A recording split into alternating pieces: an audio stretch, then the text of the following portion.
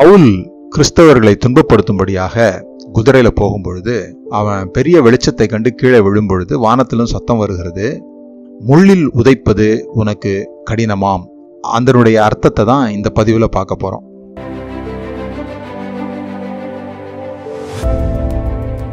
முள்ளில் உதைப்பது உனக்கு கடினமாம் என்று சொல்லி நான் வாசித்த போது முதல்ல அதை எப்படி புரிஞ்சுக்கிட்டேன் அப்படின்னு சொல்லி சொன்னா, ஆண்டவர் தன்னை முள்ளா சொல்றாரோ, ஏன்னா ஆண்டவரை தான் உதைக்கிறான். அவர்களை துன்பப்படுத்துகிறது என்னை துன்பப்படுத்துவது போல என்று ஆண்டவர் சொல்கிறார் அப்படின்னு எனக்கு சொல்லி கொடுத்தாங்க. அப்ப நான் நினைச்சுக்கிட்டேன், ஆண்டவர் தன்னை ஏன் முள்ளுன்னு சொல்றாரு? முள்ளில் உதைப்பது உனக்கு கடினமாம் அப்படின்னா நமக்கு தெரிஞ்ச முள்ளு, அந்த முள்ளில் உதைச்சா காலு எல்லாம் கீறி ரத்தம் வரும், அது எனக்கு புரிகிறது.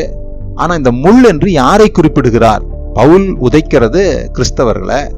அப்போ ஆண்டவர் அவங்களோட கூட ஐடென்டிஃபை பண்றாருன்னா கிறிஸ்தவர்களையோ கிறிஸ்துவையோ அவர் ஏன் முள்ளுன்னு சொல்லணும்? இப்படி பலவிதமாக எனக்குள்ளாக எண்ணங்கள் இருந்தது. இதுக்குதான் இந்த பேக்ரவுண்ட், அல்லது அவர்கள் என்ன மொழியில எழுதுனாங்களோ அந்த வார்த்தைகளுக்கு என்ன அர்த்தம், அப்போ 2000 வருடங்களுக்கு முன்பாக அப்போ என்ன அவங்களுக்கு அந்த அர்த்தத்தை வைத்திருந்தார்கள் என்பது அறிந்து கொள்வது மிக அவசியம் என்பதை தொடர்ந்து நான் வலியுறுத்தி வருகிறேன். இந்த முள் என்பது கோட் அப்படின்னு சொல்லியிருக்கு. கோட் அப்படின்றது லமேட் அப்படிங்கிற ஒரு எபிரேய வார்த்தை பயன்படுத்தப்பட்டிருக்குது. இது கற்றுக்கொள்வதற்கும் போதிப்பதற்கும் ரெண்டுக்கும் ஒரே மாதிரியான வார்த்தைகள் எல்லாம் இதுல பயன்படுத்தப்பட்டிருக்கிறது.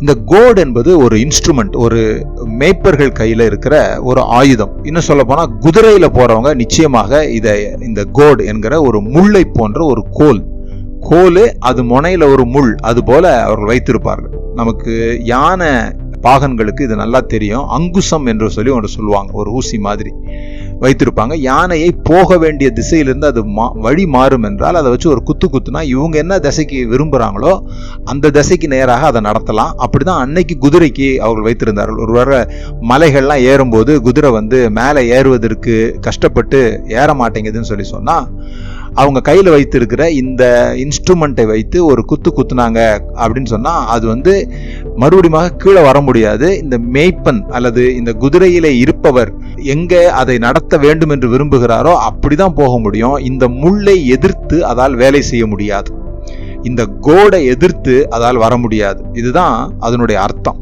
ஆண்டவர் சொல்லுகிறாரு, நான் தான் உன்னை நடத்திட்டு இருக்கிறேன், நான் என்ன நினைக்கிறேனோ அதை தான் நீ செய்ய முடியுமே தவிர எனக்கு விரோதமாக நீ ஒன்றையும் செய்துவிட முடியாது என்பதை அவர் அங்கே சொல்லுகிறார். முள்ளில் உதைப்பது உனக்கு கடினமாம் என்று சொன்னால் தேவனுடைய சித்தத்துக்கு விரோதமாக நீ நடக்க முடியாது என்று பவுலுக்கு அவர் சொன்னார்.